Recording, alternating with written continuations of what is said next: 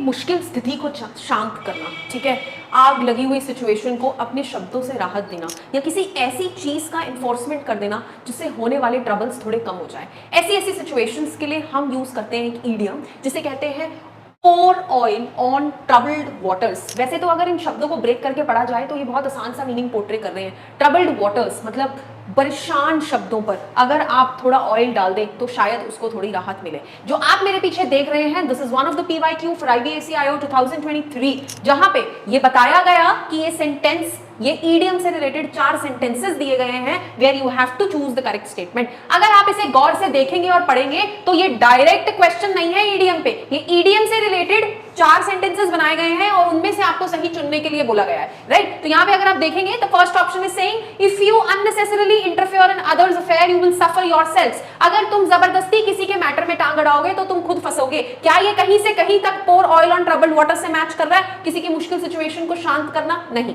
Next, fed up with the frequent strikes, the management decided to deal with situation decisively।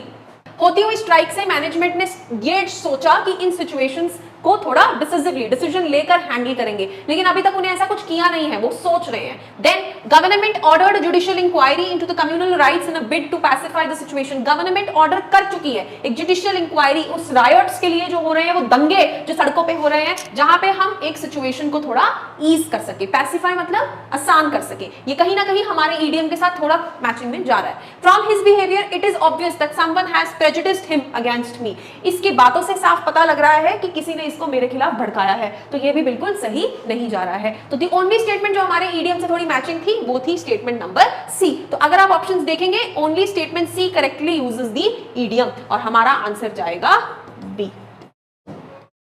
Correct. तो ये था हमारा discussion for PYQ 2023 based on the idiom. Thank you so much.